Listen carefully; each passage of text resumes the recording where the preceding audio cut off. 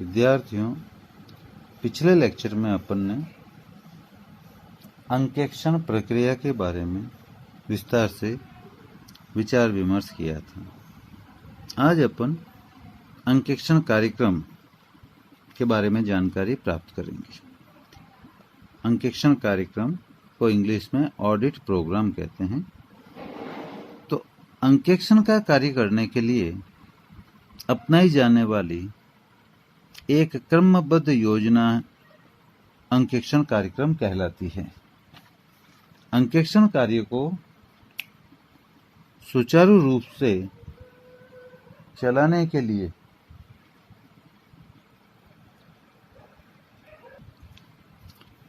तो अपन डिस्कस कर रहे थे कि अंकेक्षण कार्य करने के लिए जो अपनाई जाने वाली एक क्रमबद्ध योजना है उसे अंकेक्षण कार्यक्रम कहते हैं। अंकेक्षण कार्य को सुचारू रूप से चलाने के लिए इसे बनाया जाता है, जिससे यह पता लग सके कि कौन सा कार्य किस व्यक्ति द्वारा तथा कितने समय में पूरा किया जाएगा। इससे अंकेक्षक अपने समय, साधन और शक्ति का कुशलतम प्रयोग कर सकता है। वर्तमान समय में प्रत्येक व्यक्ति का एक ही नारा होता है, योजना। यह नारा योजना के लाभों के कारण हुआ है। अंकेक्षक भी इस नारे से अछूता नहीं रहा है, क्योंकि अंकेक्षण कार्य में यह नारा काफी महत्वपूर्ण है। अंकेक्षण योजना अंकेक्षक को अपना कार्य उचित और क्रमबद्ध तरीके से करने में सहायक सिद्ध होती है। यह अंकेक्षक को अपना कार्य प्रभावशाली ढंग से समय पर पूरा करने में सहायता करती है। अब आता है कि अंकेक्षण योजना में अंकेक्षक क्या करता है?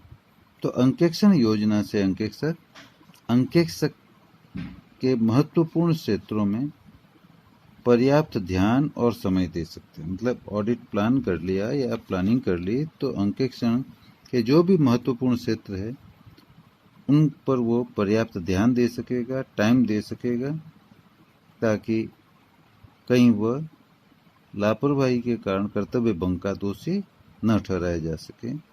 इसी तरह वांछित समस्या वाली मदों की शीघ्र पहचान कर सकता है। जो समस्या वाले मदें हैं उनको आराम से पता लगाकर उनकी पहचान कर लेगा। अंकेक्षण कार्य को कम समय में पूरा कर सकता है तथा अपने जो भी स्टाफ हैं, जिसको अपन ऑडिट क्लर्क कहते हैं, तो ऑडिट क्लर्क और सहायकों का उचित उपयोग कर सकता है और अन्य अंकेक्षकों द्वारा तथा विशेषज्ञों द्वारा जो कार्य किए गए हैं उनमें समन्वय स्थापित कर सकता है। तो अंकेक्षण कार्य योजना के ये बड़े इम्पोर्टेंट पॉइंट है, फायदे हैं कि अंकेक्षण योजना से ये कार्य वो आसानी से संपन्न कर सकता है। जैसा कि अपन ने समझा था कि पहले वो योजना बनाता है, इसलिए इसको थोड़ा डिस्कस किया। अब अंकेक्षण कार्यक्रम के बारे में कि अंकेक्षण कार्यक्रम की परिभाषा क्या है। बहुत सारे लेखकों ने अंकेक्षण कार्यक्रम की अलग अलग परिभाषाएं दी है। जो कोई एक या दो परिभाषा आपको सरलतम लगे उन्हें आप याद कर सकते हैं। जैसे हार्वर्ड स्टेटलर ने बहुत ही छोटी परिभाषा दी है, वो है कि ग्राहकों के वित्तीय विवरणों पर राय बनाने के लिए अपनाई जाने वाली प्रविधियों मतलब प्रोसीजर की जो रूपरेखा है वही अंकेक्षण कार्यक्रम।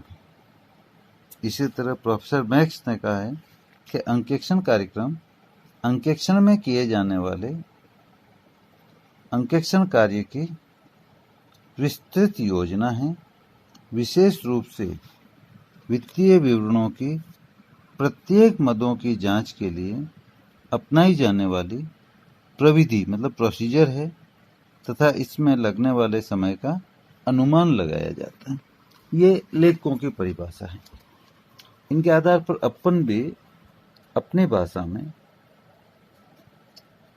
अंकेक्षण कार्यक्रम की परिभाषा दे सकते हैं कि अंकेक्षण कार्यक्रम अंकेक्षण में किए जाने वाले कार्यों का विवरण व प्रविधि है। प्रविधि मतलब प्रोसीजर है। अंकेक्षण में किए जाने वाले कार्यों की रूपरेखा है। यह जांच कार्यों के वितरण में सहायक होता है तथा अंकेक्षक को अंकेक्षण कार्य निर्धारित समय में पूरा करने में सहायता करता है। किसी व्यवहार की जांच से छूटने की संभावना समाप्त हो जाती है और जांच का उत्तरदायित्व भी निर्धारित किया जा सकता है, क्योंकि जिसने जांच की है उसकी अकाउंटेबिलिटी निर्धारित हो जाती है। अंकेक्षण कार्यक्रम इस बात का प्रमाण होता है कि जांच का कार्य अंकेक्षण मानदंडों जो ऑडिट स्टैंडर्ड्स है उनके अनुसार ही हुआ है। तो इस परिभाषा के आधार पर अंकेक्षण कार्यक्रम की अपन कुछ विशेषताएं डिस्कस कर सकते हैं, जिसमें है नंबर 1, यह अंकेक्षक द्वारा बनाई गई लिखित योजना है। दूसरा, अंकेक्षण में किए जाने वाले कार्यों का विवरण है, क्योंकि ये सारा ऑडिट प्रोग्राम में लिखा हुआ होता है। तीसरा, अंकेक्षक के स्टाफ में कार्य का समयबद्ध वितरण है, क्योंकि कौन सा व्यक्ति किस समय क्या कार्य करेगा ये सारा इसमें लिखा हुआ होता है। चौथा, अंकेक्षण प्रक्रिया लागू करने की क्रमबद्ध योजना है। क्रमबद्ध का मतलब सीक्वेंस में, सीरियल वाइज। ऑडिट जो प्रोसीजर है उसको लागू कैसे करना है। और लास्ट में योजनाबद्ध जांच कार्य है। इसके बाद अपन अंकेक्षण के उद्देश्यों को डिस्कस करेंगे। अंकेक्षण कार्यक्रम के उद्देश्य कौन कौन से हैं। Objects of audit programme.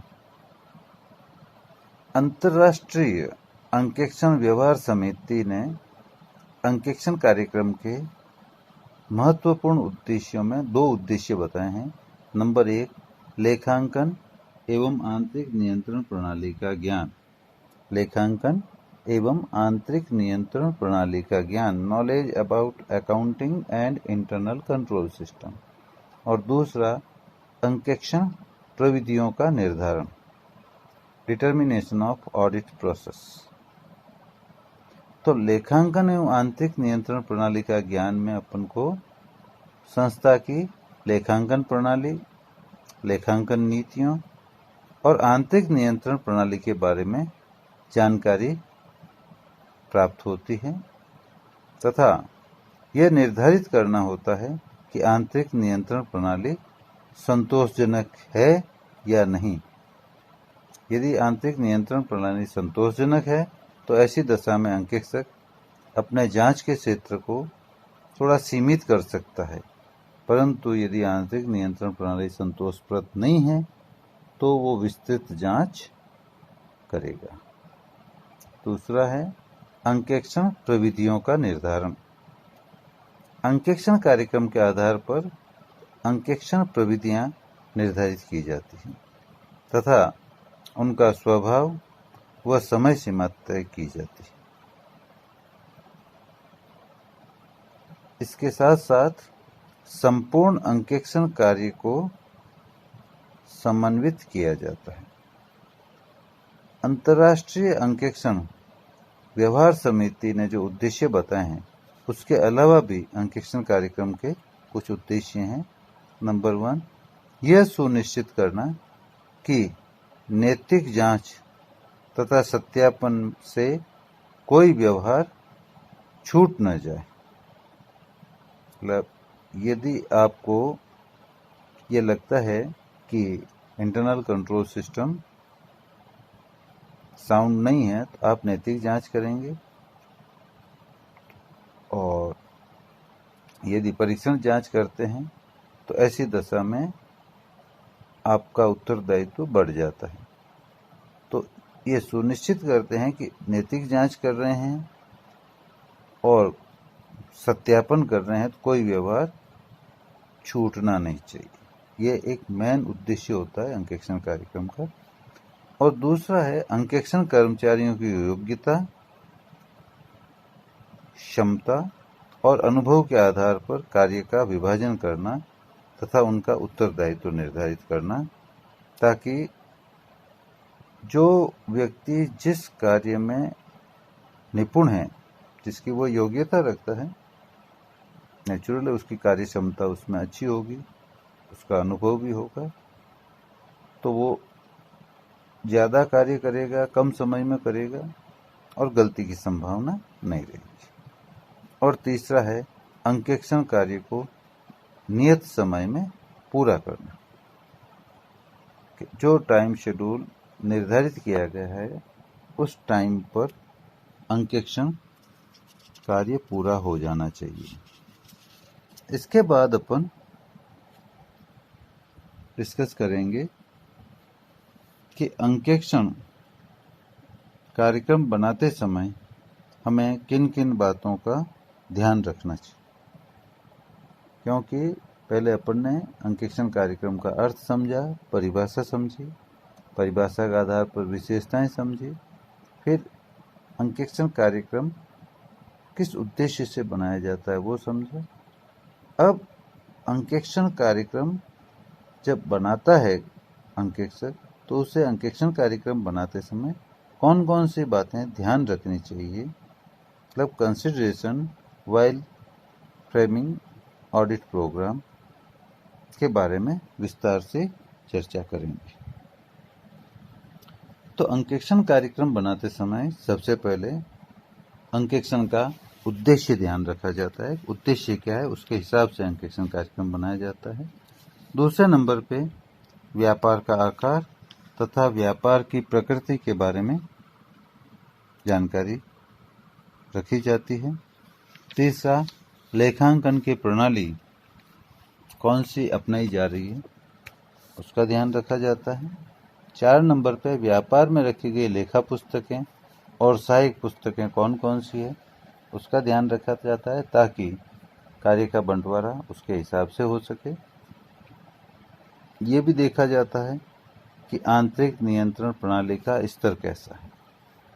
6 number पे लेखांकन में कंप्यूटर्स का प्रयोग हो रहा है तथा उनमें कौन कौन से प्रोग्राम प्रयुक्त हो रहे हैं उनका भी ध्यान रखा जाता है, ताकि उसके हिसाब से अंकेक्षण कार्य संबंधित व्यक्ति को आवंटित किया जा सके।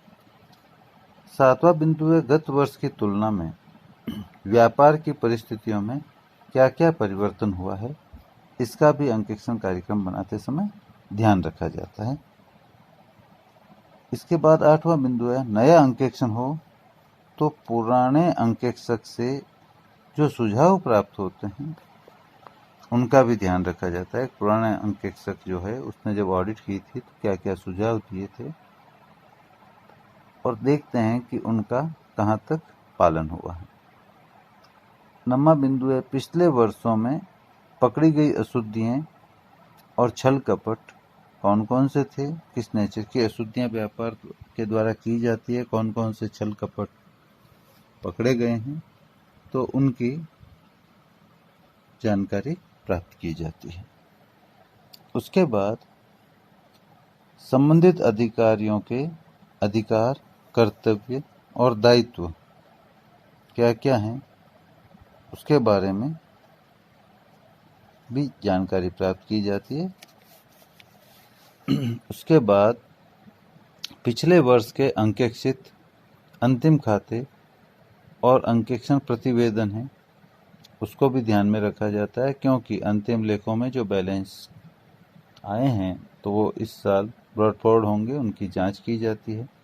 अंकेक्षण प्रतिवेदन में क्या उन्होंने सजेशंस दिए हैं, क्या रिपोर्ट है, उसकी भी जानकारी हमको होनी चाहिए। तो उसका भी ध्यान ऑडिट प्रोग्राम बनाते समय रखते हैं ताकि कोई चीज़ छूटे नहीं। 12वां बिंदु है अंकेक्षण कार्य को पूरा करने की अवधि। आपको ये ध्यान रखना है कि नियोक्ता ने कितने समय में ये कार्य पूरा करना निश्चित किया है, उसको ध्यान में रखते हुए ही प्रोग्राम बनाना चाहिए ताकि समय पर कार्य पूरा हो सके। 13वां बिंदु है संस्था के कर्मचारियों और अधिकारियों के आपसी संबंध कैसे हैं, उसकी भी आपको जानकारी प्राप्त करके उसको ध्यान में रखते हुए ऑडिट प्रोग्राम बनाना चाहिए। 14वां बिंदु है अंकेक्षक के कर्मचारियों की कुशलता, अनुभव और चातुर्य की भी जानकारी अंकेक्षक को होती है, तो उन्हें ध्यान में रखते हुए ही कार्यक्रम बनाना चाहिए और कार्य का बंटवारा करना चाहिए। 15वां बिंदु है अंकेक्षण कार्यक्रम में लोचशीलता का तत्व हो। परिस्थितियों के अनुसार अंकेक्षण कार्यक्रम में परिवर्तन किया जा सके, ऐसी व्यवस्था होनी चाहिए कि अंकेक्षण कार्यक्रम जब जरूरत हो तब उसमें थोड़ा बहुत परिवर्तन किया जा सके। तो ये भी प्रोग्राम बनाते समय ध्यान रखा जाता है। 16वां बिंदु है विभिन्न अंकेक्षण पहलुओं पर। पहलू कौन से, जैसे क्रय है, विक्रय है, मजदूरी है, उत्पादन है, तो इन पर हाईलाइट ध्यान देते हुए ही कार्यक्रम बनाना चाहिए। भाई कौन सा कार्य किस व्यक्ति द्वारा किया जाएगा, जो जिसमें एक्सपर्ट है उसको वो जल्दी भी पूरा कर लेता है और उसमें कोई छल कपट त्रुटि हो तो फट से पकड़ में भी आ जाती है। अंत में व्यापारी के कर्मचारियों को इसका पता न लगे, ये ध्यान रखना चाहिए जो आपने ऑडिट प्रोग्राम बनाया है उसकी जानकारी व्यापारी के कर्मचारियों को न हो, ताकि उनको ये पता न चले कौन सा कार्य ये कब करेंगे, कैसे करेंगे, ताकि आपका काम टाइम से पूरा हो जाए। इसके बाद अपन लेंगे अंकेक्षण कार्यक्रम तैयार करना, कंस्ट्रक्शन ऑफ ऑडिट प्रोग्राम।